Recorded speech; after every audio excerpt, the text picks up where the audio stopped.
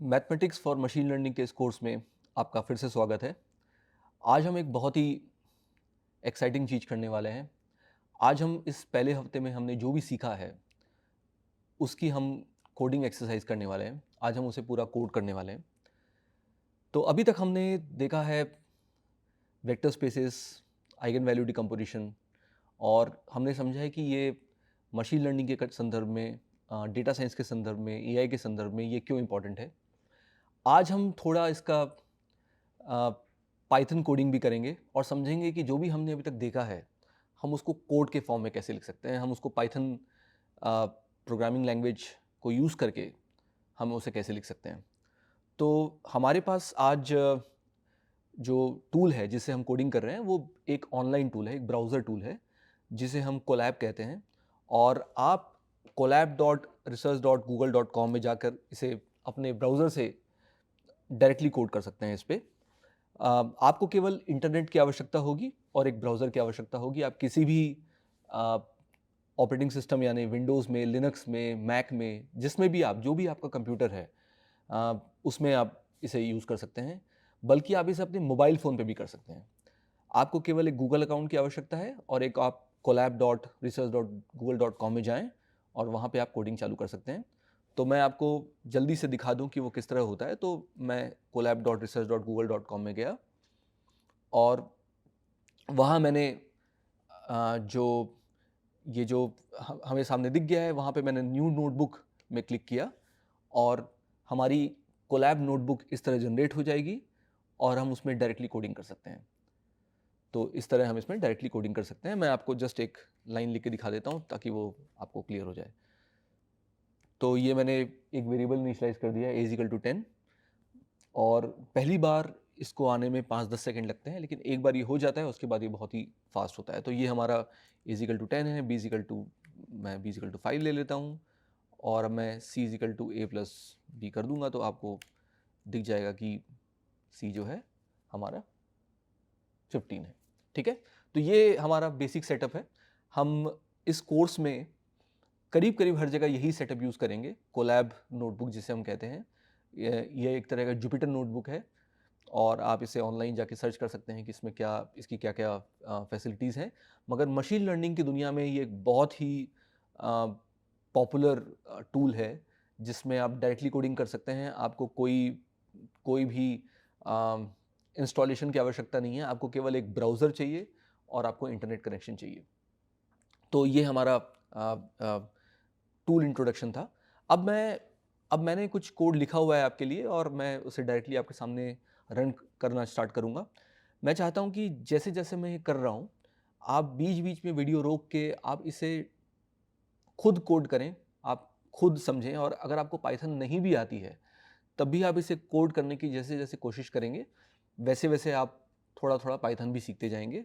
लेकिन जिन्हें पाइथन बिल्कुल नहीं आती है, मैं उन्हें ये रिकमेंड करूँगा, मैं उन्हें ये रिक्वेस्ट करूँगा कि वो पैरेलल में साथ में पाइथन का कोर्स भी करते रहें। जिन्हें सी या मैटलैब आती है, उन्हें यह समझने में कोई कठिनाई नहीं होगी। हम लोग बहुत कॉम्प्लिकेटेड कोडिंग करने वाले भी नहीं हैं, हम लोग बहुत ही आसान कोडिंग करेंगे।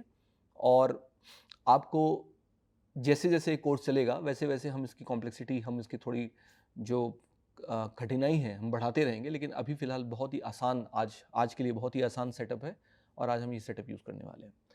तो अ, चलिए अब आज हम समझते हैं कि ईवीडी यानी आइगन वैल्यू डिकम्पोजिशन को हम कोड कैसे कर सकते हैं, और हम इससे इस कोडिंग करके हम इसका यूज़ भी डायरेक्टली समझ लेंगे कि इसका क्या यूज़ है, जो कि कई बार मैथमेटिक्स करते समय उतना बाहर नहीं आता, जो कि कोडिंग करने से बाहर आ जाता है।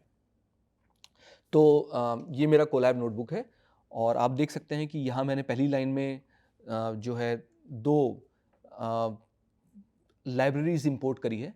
पहली लाइब्रेरी है numpy, जो कि पाइथन की न्यूमेरिकल कंप्यूटिंग की लाइब्रेरी है, और मैंने इसे बोला है एनपी। ये बहुत ही स्टैंडर्ड टर्म है, हर कोई इसे ऐसे ही लिखता है, तो मैं भी वैसे ही लिख रहा हूँ। तो हमने बोला है भाई इंपोर्ट numpy एज एनपी, यानी एनपी आप इंपोर्ट कर लीजिए। अब हम एनपी के अंदर के जो फंक्शंस हैं, हम वो जैसे ही हमने इंपोर्ट कर लिया है, हमने अपने सेटअप में ले लिया है, हम इसको यूज़ कर सकते हैं। मैं फिर से बता दूं कि कोलैब नोटबुक में ये डायरेक्टली अवेलेबल है, तो आपको बस ये कमांड लिखना है और वो अपने आप इंपोर्ट कर लेगा। वैसे ही मैंने मैटप्लॉटलिब यानी दूसरी लाइन अगर आप देखें तो मैंने मैटप्लॉटलिब यूज़ किया है। मैटप्लॉटलिब जो है वो एक तरह से प्लॉटिंग यूटिलिटी है, यानी कि ग्राफ खींचने की यूटिलिटी है।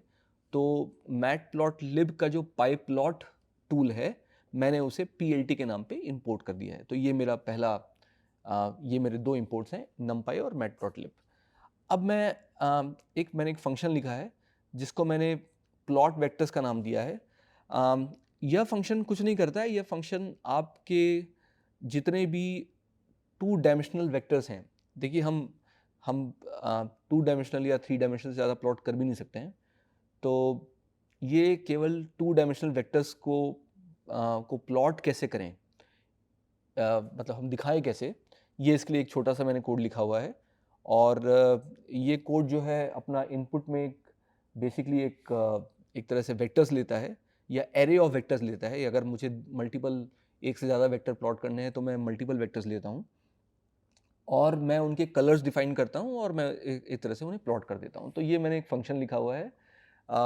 मैं चाहता हूँ कि आप इस फंक्शन को ऐसी के ऐसी कॉपी कर लें। ये नोटबुक वैसे भी एक्सरसाइजेज में अवेलेबल होगी आपके पास। वरना आप चाहें तो इसे स्क्रीन को रोक कर आप वैसे भी कॉपी कर सकते हैं, वीडियो रोक कर भी कॉपी कर सकते हैं। तो बिल्कुल आपको कोई हिचक नहीं होनी चाहिए इन्हें कॉपी करने में। तो ये फंक्शन मैंने लिखा है, जिस फंक्शन का नाम मैंने दिया है प्लॉट वेक्टर्स, जो कि वेक्टर्स के एरे को लेता है और उनके कलर्स बताता है कि भाई कलर्स इनपुट के रूप में लेता है कि किस कलर में मुझे प्लॉट करना है उन फंक्शन वेक्टर्स को, और वो प्लॉट कर देता है। ठीक है। अब हम 2 मैट्रिक्स डिफाइन करते हैं और एक मैट्रिक्स और एक वेक्टर डिफाइन करते हैं। फिर से ये बहुत ही सिंपल मैट्रिक्स है। आप देखिए मैंने ये एक मैट्रिक्स डिफाइन करी है, -1 3 और 2 -2, यानी कि पहला रो -1 3 है और दूसरा रो 2 2 है। और मैंने एक वेक्टर डिफाइन किया है 2 1। ठीक है। तो हमारे पास एक मैट्रिक्स A है और एक वेक्टर V है। ठीक है। और सबसे पहले मैं वेक्टर V को प्लॉट करूंगा। तो ये मेरा वेक्टर V है। तो आप अगर देखिए वेक्टर V हमारा जो है वो 2 1 है और हमने प्लॉट कर दिया है 2 और 1 के उसमें। प्लॉटिंग में मैंने आप देखा होगा कि मैंने एक एक्स लिम और वाई लिम लिया है, मतलब कि प्लॉटिंग में मेरे जो एक्सेस हैं उनका मैक्सिमम और मिनिमम क्या है। तो हमने एक्सेस -1 से 4 तक लिया है और -1 से 4 तक लिया है, या अभी कुछ और भी ले सकते हैं। इनफैक्ट मैं आपको ये चेंज करके बता देता हूँ कि अगर आप चाहें तो, चलिए मैं आपको वेक्टर चेंज करके बताता हूँ। अगर मैं 2 2 ले लूँ और अगर मैं इन्हें प्लॉट करूँ तो ये मेरा 2 2 का वेक्टर बन चुका है। तो एक तरह से मैंने एक वेक्टर ए लिया है, माफ़ कीजिए, मैट्रिक्स ए लिया है, वेक्टर वी लिया है और मैंने वेक्टर वी को प्लॉट कर दिया। तो ये मेरा 2 2 वेक्टर बन चुका है। और अब मैं इस वेक्टर वी को ए से मल्टीप्लाई करूँगा और देखूँगा कि जो आंसर आया है वो क्या है। ठीक है। और मैं आंसर को भी प्लॉट करूँगा और जो मेरा पहले का वेक्टर वी है उसको भी प्लॉट करूँगा। तो ये मेरा ए वी है। ए वी को basically A V is A into V, जिसको हम हमारे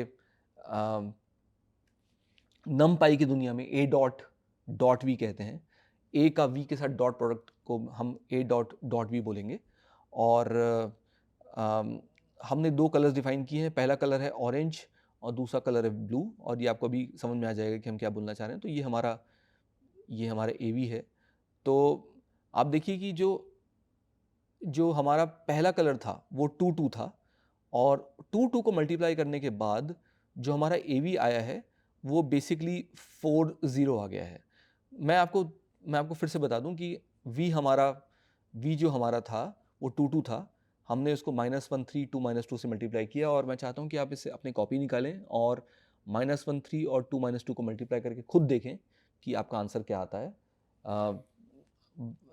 फिलहाल मैं दूसरा उदाहरण भी दे देता हूँ। मैं इसे 2 1 कर देता हूँ, जो हमने पहले से स्टार्ट किया था। ये लीजिए 2 1, और मैं फिर से मल्टीप्लाई करता हूँ इनको, और ये मेरा 2 1 है। अब देखिए, तो 2 1 जो है, जब मैंने a से मल्टीप्लाई किया तो 1 2 में कन्वर्ट हो गया, यानी पहले 2 1 था, अब वो 1 2 है। तो एक तरह से मेरा जो वेक्टर v था, मैंने जैसे ही a से मल्टीप्लाई किया, वो v जो है वो उसकी डायरेक्शन बदल गई, और उसका इन दिस केस लेंथ तो सेम ही है, मगर लेंथ भी बदल सकता है। तो पिछले केस में लेंथ भी बदला था। तो ये एक तरह से ए से मल्टीप्लाई करने के बाद हम देख रहे हैं कि वेक्टर किस तरह से चेंज हो गया है। तो ये हमारा पहला डिमॉन्स्ट्रेशन है कि हमने ए से जब मल्टीप्लाई किया तो वेक्टर कैसे चेंज हो गया है। अब हम दूसरा केस निकालते हैं कि हम एक नया मैट्रिक्स निकालते हैं और हम उसका आइगन वेक्टर निकालते हैं और हम उसी से उस मैट्रिक्स को मल्टीप्लाई करते हैं, ताकि उससे ये बात क्लियर हो जाए कि आइगन वेक्टर से मल्टीप्लाई करके क्या होता है। तो ये मेरा पहला दूसरा मैट्रिक्स है 5 1 3 3। यहाँ पे मैंने इसे इनिशियलाइज कर दिया है। आप अगर आप ध्यान से देखें तो इनिशियलाइज करने के लिए मैंने np.array यूज़ किया है। np.numpy.array जो है वो एक numpy की यूटिलिटी है जो हम यूज़ करते हैं और ये हमें बहुत सारी चीज़ें प्रोवाइड करती है, इसलिए हम इसे यूज़ करते हैं। और वैसे ही मैंने ये जो ए सब और वी सब मैंने डिफाइन किया है यहाँ पे, ए अंडरस्कोर और वी अंडरस्कोर, और ये हमारा वी है हमारा वी अंडरस्कोर, माफ़ कीजिएगा, हमारा 1 1 है। और अब मैं फिर से ए वी अंडरस्कोर निकालूंगा जो कि हमारा ये है। तो देखिए अब चूंकि वी अंडरस्कोर, और हम इसमें आते हैं अभी, वी अंडरस्कोर जो है वो ए अंडरस्कोर का आइगन वेक्टर था, इसलिए जैसे ही मैंने उस आइगन वेक्टर को मल्टीप्लाई किया है तो वो ए से, तो वो आइगन वेक्टर उसी डायरेक्शन में है मगर उसका लेंथ बदल गई है। ठीक है, तो हमारा जो पहला वेक्टर था वो 1 1 था। ठीक है, मैंने जैसे ही उसको ए अंडरस्कोर से मल्टीप्लाई किया तो चूंकि वी अंडरस्कोर उसका आइगन वेक्टर था, इसलिए मल्टीप्लाई करने के बाद डायरेक्शन नहीं बदली है मगर लेंथ बदल गई है। ठीक है, और एक बार हम ये प्रूव कर देते हैं, एक बार हम ये दिखा देते हैं कि ये आइगन वेक्टर इसका ये था कि नहीं था। तो हम अब ये जो अगला प्रश्न आता है वो ये है कि वी अंडरस्कोर उसका आइगन वेक्टर है, हम ये कैसे निकालेंगे। तो हम अब हमारी जो ईवीडी वाली जो बात है हम इसे फिर से यूज़ करते हैं, और ईवीडी कैसे यूज़ करते हैं मैं आपको बताऊंगा, फिर हम इस पर वापस आइगन वेक्टर्स पे आते हैं। तो जैसे अगर हमारे पास एक मैट्रिक्स है M और मैंने 3 क्रॉस 3 मैट्रिक्स डिफाइन कर लिया है, ये हमारे पास एक मैट्रिक्स है 1 2 1 0 1 0 1 0 1, हम इसका आइगन वेक्टर कैलकुलेट करेंगे। तो आइगन वेक्टर कैलकुलेट करने के लिए हमने नमपाई इंपोर्ट कर लिया है, और नमपाई के अंदर में जो np डॉट linalg LINALG की जो यूटिलिटी है, जो कि लीनियर अलजेब्रा के फंक्शंस अपने आप अंदर में रखती है, हम उसको यूज़ कर रहे हैं। और np.linalg.eig में हम m पास कर रहे हैं, मतलब np.linalg.eig यूज़ करके हम किसी भी मैट्रिक्स m के आइगन वेक्टर्स निकाल सकते हैं। और ये जो है ये हमें लैम्डा और u देता है। अगर आपको याद होगा तो हमने आइगन वैल्यू डिकम्पोजिशन किया था और हमने बोला था कि भाई जो आइगन वैल्यू डिकम्पोजिशन है वो लैम्डा और u लैम्डा u इन्वर्स के फॉर्म में आता है। तो हमें केवल u और लैम्डा चाहिए आइगन वैल्यू डिकम्पोजिशन के लिए। तो ये जो np.linalg.eig है, इस पर मैं जब कोई भी स्क्वायर मैट्रिक्स इनपुट के रूप में देता हूँ तो मुझे u और लैम्डा इज द लैम्डा हमारे ईवीडी में डायगोनल मैट्रिक्स है, लेकिन यहाँ पे वो एरे के फॉर्म में आता है। और u जो है हमारा आइगन वेक्टर्स का जो कॉलम मैट्रिक्स है वो हमें बाहर आता है। तो हम यहाँ पे हम ये अपेक्षा रखते हैं कि हमारे पास 3 कॉलम्स मिलेंगे u में और 3 लैम्डास मिलेंगे। ठीक है, तो चलिए अब हम इसे प्रिंट करके देखते हैं कि हमें क्या मिल रहा है। तो देखिए ये हमारे यूज़ हैं, ये हमारे 3 क्रॉस 3 मैट्रिक्स हैं u का। तो ये हमारे 3 कॉलम जो हैं वो हमारे u हैं, और चूँकि ये मैट्रिक्स 3 क्रॉस 3 है इसलिए इसमें 3 आइगन वेक्टर्स हो सकते हैं मैक्सिमम। तो हमें वो 3 आइगन वेक्टर्स मिल चुके हैं। ये देखिए, अब हालांकि यहाँ पे एक आइगन वैल्यू 0 है तो उसके करस्पॉन्डिंग पिछला आइगन वेक्टर मिल गया है, लेकिन उस बारे में हम अभी ध्यान नहीं देते। और हमारे पास 3 आइगन वैल्यूज़ भी मिले हैं, 2 0 और 1। ठीक है, तो ये हमारे 3 आइगन वैल्यूज़ हैं। अब हम इसे इन्वर्ट करते हैं तो हमारा इन्वर्स ऑफ u जो है, अब अगेन इन्वर्स निकालने के लिए भी हम np dot linalg dot inverse function use कर रहे हैं। इसमें हमने u पास किया तो हमें u का इनवर्स मिल चुका है। और जो हमारा डायगोनल, जो हमारा लैम्डा है, हम उसको एक डायगोनल मैट्रिक्स के फॉर्म में लिख रहे हैं, क्योंकि जो हमें लैम्डा इसमें मिलता है, जो हमें इस फंक्शन के रूप में, इस फंक्शन के आउटपुट में जो लैम्डा मिलता है वो एक एरे है, और उस एरे को हमको डायगोनल मैट्रिक्स के फॉर्म में लिखना है। तो ये मैंने डायगोनल मैट्रिक्स के फॉर्म में लिख दिया है। और अब मैं वापस से हमारा जो एम मैट्रिक्स है, यू सिग्मा यू इनवर्स करके कंप्यूट कर सकता हूँ। तो अगर मैंने यू निकाला, मैंने सिग्मा या लैम्डा, जो भी हमारा नोटेशन है वो निकाला, और यू इनवर्स निकाला, और मैंने तीनों को मल्टीप्लाई किया, तो मेरा पुराना मैट्रिक्स हमें मिल जाना चाहिए। तो देखते हैं हमें मिलता है क्या। और देखिए ये हमें मिला है, मैंने यहाँ पे मल्टीप्लाई किया है।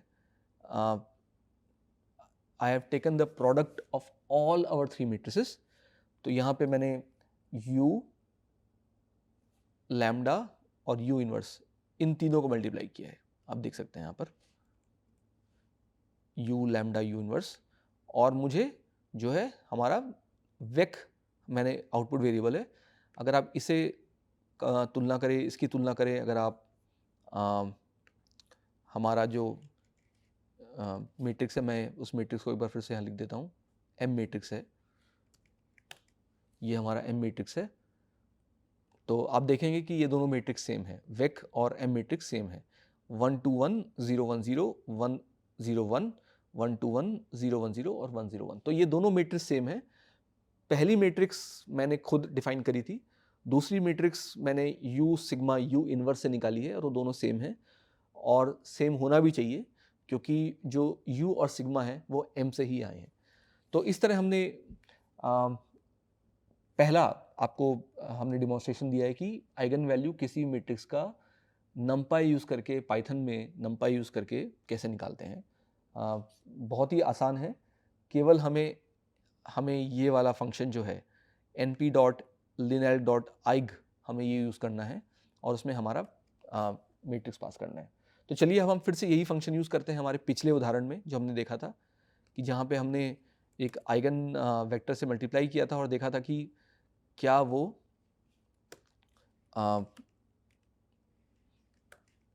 सेम आता है क्या। तो ये हमारे ए इनवर्स है मेरे ख्याल से। हाँ, ये हमारे ए इनवर्स हैं। और अगर आप ध्यान दें तो हमारा जो आइगन वेक्टर है, तो मैं इसे थोड़ा और अच्छे से आपको लिख के दिखा दूं। हमने लैम्डा और यू,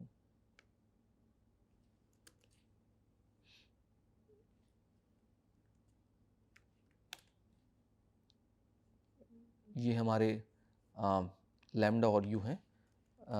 लैम्डा मतलब हमारे जो आइगन वैल्यूज़ हैं वो 6 and 2 हैं, और जो हमारा यू है, जो हमारा आइगन वेक्टर्स हैं, वो कुछ इस तरह हैं।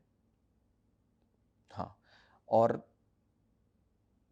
अगर आप ध्यान देंगे तो ये जो हमारे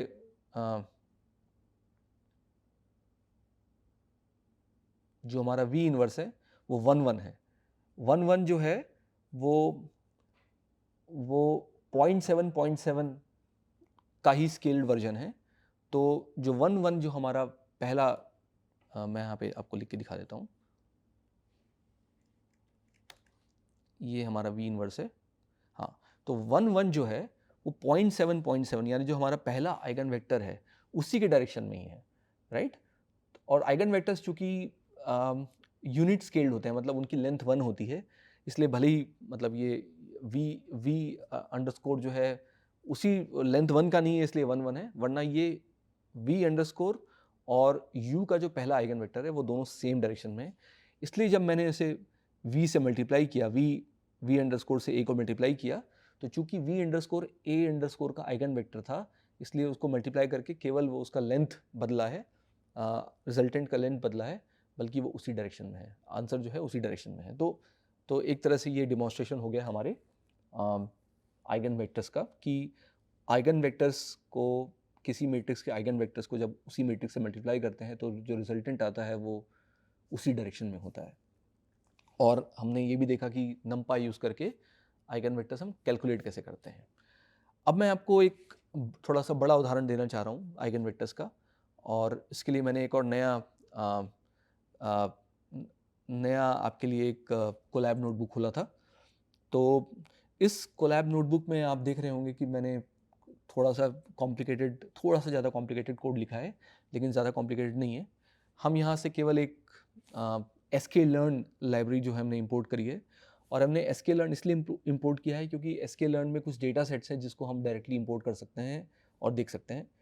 और ये जो हमारा डेटा सेट है, इसे हम MNIST डेटा सेट कहते हैं, MNIST_784। MNIST डेटा सेट में करीब 70,000 इमेजेस हैं।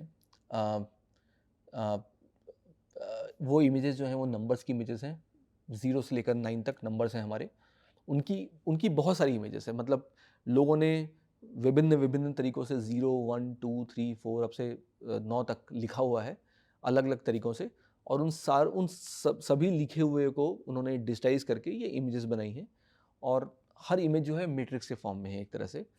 तो इन इमेजेस को हमने डाउनलोड कर लिया है, इस डेटा सेट को हमने डाउनलोड कर लिया है यहाँ पर, और अब हम इस डेटा सेट को यूज़ करके एक आध किसी इमेज का आइगन वैल्यू डिकम्पोजिशन करेंगे। और जो मैं आपको दिखाऊंगा वो ये है कि इस इमेजेस के कुछ ही आइगन वैल्यूज़ बड़े हैं और बाकी सब के सब छोटे हैं, ठीक है? तो ये हमारा मेन एजेंडा है। हम इस डेटा सेट को फिर से यूज़ करेंगे जब हम अगली बार कोडिंग करेंगे सिंगुलर वैल्यू डिकम्पोजिशन की, तो हम इस डेटा सेट को फिर से यूज़ करने वाले हैं। लेकिन फ़िलहाल मैं आपको सिर्फ इस डेटा सेट को यूज़ करके इसके इमेजेस के आइगन वैल्यू डिकम्पोजिशन दिखाने वाला हूँ। तो चलिए, तो हमने यहाँ पर जो है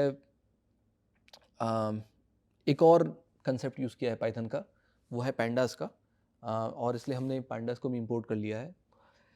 पांडास कुछ नहीं है, पांडास बेसिकली एक तरह से आप समझ लीजिए डेटा को जैसे आपकी एक्सेल फाइल होती है, वैसी डेटा को रखने का एक तरीका है, बिल्कुल एक्सेल फाइल की तरह।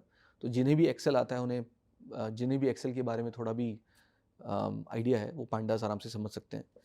तो पांडास का जो एक एक शीट होती है, जो एक्सेल शीट है, वो पांडास में उसे हम डेटा फ्रेम कहते हैं। तो ये जो सारी इमेजेस हैं वो एक पूरे डेटा फ्रेम में है, ठीक है? तो मैं आपको ये थोड़ा बता देता हूँ। तो ये जो इमेजेस हैं, ये जैसे मैंने आपको बताया कि 70,000 इमेजेस हैं, तो हमारे पास एक 70,000 लेंथ का एक मैट्रिक्स है, 70,000 जिसमें रोज़ हैं, और हर रो एक इमेज है, और वो इमेज के जो सारे हर उस रो के जो सारे कॉलम हैं वो उस इमेज के पिक्सल्स हैं। यानी अगर मेरे पास 784 पिक्सल्स हैं एक इमेज में और 70,000 इमेजेस हैं, तो हमारा जो पूरा जो डेटा सेट है वो 70,000 रोज क्रॉस 784 कॉलम्स, यानी 70,000 क्रॉस 784 के साइज़ का हमारा डेटा सेट है। तो ये एक्स डॉट शेप जो है वो एग्जैक्टली वही बता रहा है। फिर जो वाई डॉट शेप है, उन हर 70,000 इमेज के लेबल्स हैं। लेबल का मतलब ये है कि क्या वो 0 है, क्या वो 1 है, क्या वो 2 है, क्या वो 9 है।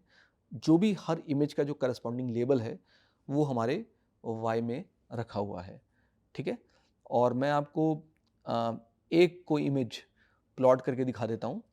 तो प्लॉट करने के लिए मैंने कोई एक रो उठा लिया है, जैसे कि मैंने आपको बताया कि कोई एक रो जो है वो कोई एक इमेज है।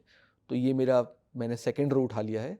पैंडास में रो उठाने के लिए एक्स डॉट आईलॉक करके एक फंक्शन है, आईलॉक फंक्शन है, वो यूज़ करते हैं। तो मैंने सेकंड जो भी इसका सेकंड इंडेक्स है वो उठा लिया है, एक्चुअली तीसरी रो है। और अ, और मैं अब एक्चुअली मैंने 15th भी उठाया हुआ था बाद में, तो मैंने एनीवे 15th रो उठा लिया है, और मैंने उस रो को, जो एक एरे था, उसको एक मैट्रिक्स के फॉर्म में कन्वर्ट कर दिया है 28 क्रॉस 28, क्योंकि मेरी जो इमेज है वो 28 क्रॉस 28 है, वो लिखी हुई थी एक रो की तरह, ठीक है? तो मैंने उसे रीशेप कर दिया है, रीशेप फंक्शन यूज़ किया है, और ये अब मेरा जो एक डेटा फ्रेम में जो एक रो था, जो एक इमेज था, अब वो एक मैट्रिक्स के फॉर्म में आ चुका है। तो ये मेरा मैट्रिक्स है। और अब मैं जो हमारी, आपको याद होगा हमने मैटप्लॉटलिब भी इंपोर्ट किया था। मैंने उसको जब इमेज को शो करने की फंक्शन यूज़ किया, जिसको हम plt.imshow कहते हैं। ये हमारा मैटप्लॉटलिब का फंक्शन है plt.imshow।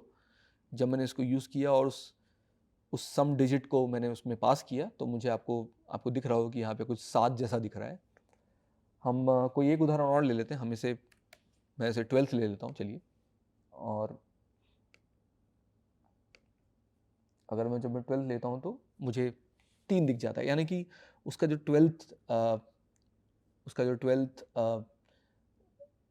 रो था उसमें जो इमेज थी वो 3 की इमेज थी। ठीक है, तो ऐसे हमारे एक तरह से मैं आपको एक उदाहरण और दे देता हूँ। मैं 112 भी ले लेता हूँ चलिए, मुझे भी नहीं पता इसमें क्या है।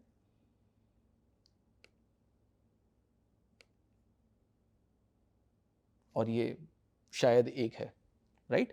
तो यही हमारे इमेजेस हैं। और अब मैं ये जो हमारी जो मैट्रिक्स आई थी, जो इमेज मैट्रिक्स आई थी, मैं इसका आपको आइगन डिकम्पोजिशन करके दिखाता हूँ। तो ये हमने सेम फंक्शन यूज़ किया है np.linelg.eig, और मैंने वो जो मैट्रिक्स थी सम डिजिट मैट्रिक्स मैंने उसे यहाँ पे पास कर दिया है। तो ये मेरा लैम्डा है। तो चूंकि ये 28 क्रॉस 28 इमेज थी, तो इसमें एक तरह से 28 क्रॉस 28 मैट्रिक्स बन गया है। इसका मतलब इसमें अप टिल 28 आइगन वैल्यूज़ होंगे। और देखिए ये वेरीफाई कर रहा है कि जो लैम्डा जो हमारा एरे था उसका जो लेंथ है वो 28 है, मतलब इसमें 28 एलिमेंट्स हैं। और मैं आपको इसको सॉर्ट करके भी दिखा देता हूँ कि किस तरह से इसके जो हमारे एलिमेंट्स हैं, मतलब जो लैम्डाज हैं, जो आइगन वेक्टर्स और आइगन वैल्यूज़ हैं उनके करस्पॉन्डिंग, वो किस तरह से बदल रहे हैं इस इमेज के लिए। और आप देखेंगे कि पहला आइगन वैल्यू तो करीब 665 है, और पहले के बाद जो दूसरा है वो 0.5 है, ये हमारा 0.5 है, और जो तीसरा है वो करीब करीब 0 है, और बाकी तो सारे के सारे 0 ही हैं। मतलब कि इस पूरे इमेज में केवल एक आइगन वेक्टर बड़ा है और बाकी सारे आइगन वेक्टर छोटे हैं। यानी केवल एक आइगन वेक्टर इंपॉर्टेंट है, माफ कीजिएगा, केवल एक आइगन वैल्यू बड़ा है, बाकी सारे आइगन वैल्यूज छोटे हैं। इसका मतलब यह है कि पूरे इमेज में केवल एक डायरेक्शन है जहाँ पे सारी की सारी एनर्जी, मतलब करीब करीब सारी एनर्जी जो है हमारी समाई हुई है, और बाकी सारे के सारे में, सारे डायरेक्शंस में, बाकी सारे 27 डायरेक्शंस में पूरे इमेज में कोई एनर्जी नहीं है। और ये जाहिर सी बात थी, जब हमने इमेज देखा था तो देखिए ये जो डायरेक्शन है, इस डायरेक्शन में सारी की सारी एनर्जी है और बाकी सारी एनर्जी ऑलमोस्ट नहीं है। हम कोई और इमेज भी ले सकते हैं। हम 12 नंबर की इमेज लेते हैं जो कि मेरे ख्याल से 3 थी, अगर ये, हाँ 3 थी। और चलिए हम इसका भी आइगन वैल्यू डिकम्पोजिशन करके देखते हैं। इसका आइगन वैल्यू डिकम्पोजिशन क्या आ रहा है। ये हमारा लैम्डा है, और मैं इससे भी सॉर्ट कर देता हूँ।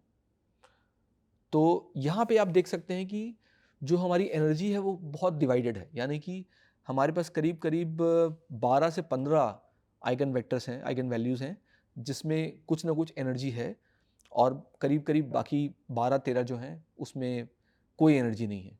तो आपने देखा कि जो सिंबल 1 था उसमें केवल एक ही डायरेक्शन में एनर्जी है, बल्कि जो सिंबल 3 है उसमें करीब करीब 12-13 डायरेक्शंस में एनर्जी है। लेकिन उसमें भी अगर आप देखें तो पहली डायरेक्शन में 1523 इसका आइगन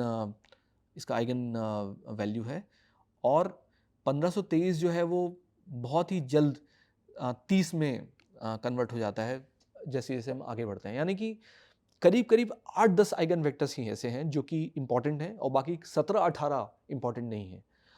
और यही आइगन वैल्यू डिकम्पोजिशन की इम्पॉर्टेंस है कि वो आपको वो डायरेक्शंस बता देता है हमारे डेटा में जो कि इम्पॉर्टेंट है। लेकिन ये स्क्वायर डेटा के लिए है, और हम आगे चल के नॉन स्क्वायर डेटा के लिए भी एक आइगन वैल्यू डिकम्पोजिशन की तरह चीज़ करेंगे जिसे हम सिंगुलर वैल्यू डिकम्पोजिशन कहते हैं। और वो हमारा पहला मशीन लर्निंग का कंसेप्ट होगा। तो आज हमने मशीन लर्निंग चालू कर दी है, लेकिन अभी भी मैथ्स में है। हम अगले हफ्ते मशीन लर्निंग के कंसेप्ट्स में और ज़्यादा ध्यान देंगे। तो आज के लिए इतना ही। मैं उम्मीद करता हूँ कि ये जो कोडिंग सेशन है आपके लिए उपयोगी रहा है। मैं फिर से आपसे प्रार्थना करूँगा कि ये जो सारे हम जो कोड किए हैं आप अपने हाथों से खुद कोड करें, वीडियो रोक रोक कर कोड करें, और कोडिंग करने से जितना आपको समझ में आएगा उतना आपको मैथ्स करने से नहीं आएगा। ऑफकोर्स मैथ्स करना है, लेकिन मैथ करने के बाद कोडिंग करने से वो दोनों पूरे कंसेप्ट्स एकदम क्लियर हो जाएंगे। Thank you very much.